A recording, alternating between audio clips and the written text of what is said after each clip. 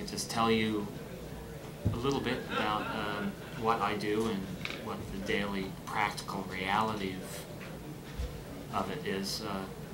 So I've been making films since the late 80s. In the early 90s, they were called independent movies. Now they're just called art films, kind of unsellable art films.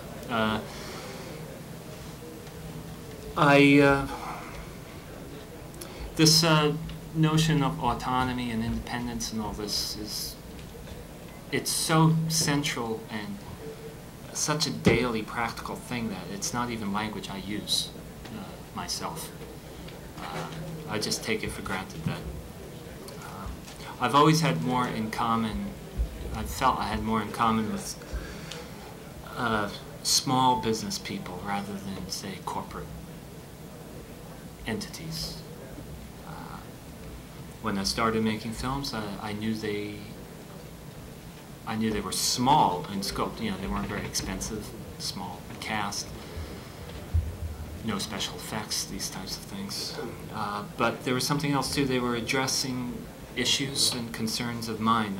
I was an individual, which is different because actually I went to film school, and there were people I went to film school with who could recognize that in my writing. You're talking about the world from a very individual perspective, and I did that for a reason. But other people didn't want to do that. They really wanted to talk to and talk like most people all over the world at most times. And this is the notion of, you know, popular entertainment. And I like that because I like popular entertainment as well. I don't like it so much that I want to do it for a living. I sort of came into thinking of myself as an entertainer almost by accident. I mean, I felt like a graphic artist, musician, storyteller, and that was eventually turned into film. So, okay, I'm a filmmaker, but it was funny the first time I had to address issues of like Steve was bringing up, you know, how many people did go see my film this weekend? It does bug me when 20 people in New York City go to see my film. You know, I do want hundreds, thousands to go see the film.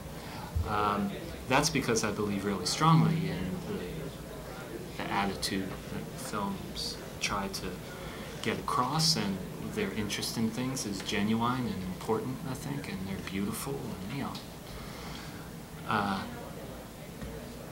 It sounds insane to say, but I think all of us, anyone here who's a creative person, will probably remember moments like this. At a certain point, often in your life, you'll say, like, you know, if my films were the most popular, if a Hal Hartlyy film was mainstream, the world would, ipso facto, be a more interesting and better place. I mean, you just kind of, and it sounds insane, but it's true. I mean, all of it, whether you're making a song, I guess, or writing a novel, or a poem, or making a movie, I mean, you're not doing it from a mindset of like, well, I guess I'll just make it adequate. I'll just write an adequate poem. You're not doing that, you know. It's way too hard to do this kind of stuff. Lots of people choose easier ways to live. You know, just a regular job. You know, good, noble endeavor. You know, working at a company or the post office or at a hospital or something. You know, but it's different. You know, my siblings. You know, my sister's a social worker. One of my brothers is a construction worker. And eldest brother Jack works in business. But they say a number of times over the years, they say, how do you do this? How can you put up with this? How can you endure, like, for instance, just for instance, being written about in a newspaper and being called essentially untalented and wrong-headed? You know, that happens if you're a songwriter or a filmmaker or a book writer, maker. Yeah, that's part of the thing. You've got to let strangers, absolute strangers, judge you in public. A lot of people don't have to put up with that. And so that was all easy for me to accept, some sort of masochist or something like that. But the bottom line is that I just love making films more than I love anything else, really. And I just believe that what I do is really good, too. So, I guess I wanted to talk a little bit about the practical implications of that, because I don't organize my efforts to reach the most amount of people in all places at all times. I do, meaning that I don't put that first. I do put the work first, but I do want to reach as many people as possible. I always operate with the feeling. It's more than an assumption. I mean, I look around the world all the time and I see this. I think people are much more curious and open-minded than a lot of the entertainment business usually gives them credit for. However, it is a business, and so it's kind of closer to the mic, please. Closer.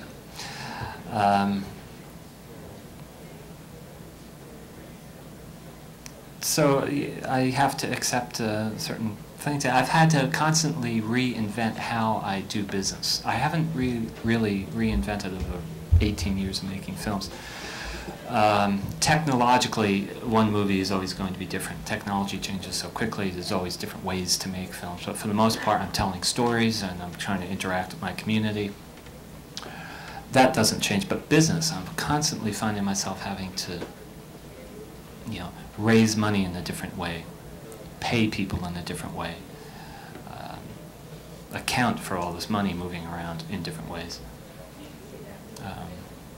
Probably the most obvious thing about being an independent artist is that you have to be a little bit of a business person. I don't know many people who are make music or films independently who can't read a contract, a legal document, pretty well.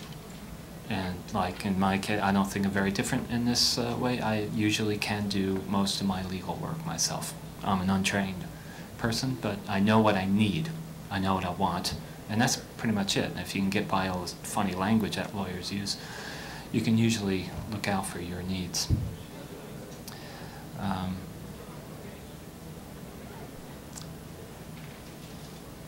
The other big topic that an independent artist deals with is growth and change. In 18 years, 18 years ago I made a certain type of film. It made me a little bit famous, made me a little bit of money, and that was great. Those were great times. But I change as a person and grow as a person, and the work is tied up with the person I am, so the work changes. And so this is a big deal, because how do you hold on to your audience, or let your audience go and try to get a new audience? Or that's the sort of thing that really keeps somebody like me up at night, because I don't really know. I don't want to be too calculated. I don't want to say like, I've read all the reviews of other people's movies. I've read all the charts and stuff Steve was talking about, and I know exactly that 95% of the population wants to see this, that, and the other thing. Okay, I'm going to attack that and try my best. But then that's a little bit like being a baseball player. And I love baseball, but there's a reason I'm not a baseball player. I'm not that great an athlete, but I've always bucked against the film business when it insisted that I think more like a baseball player.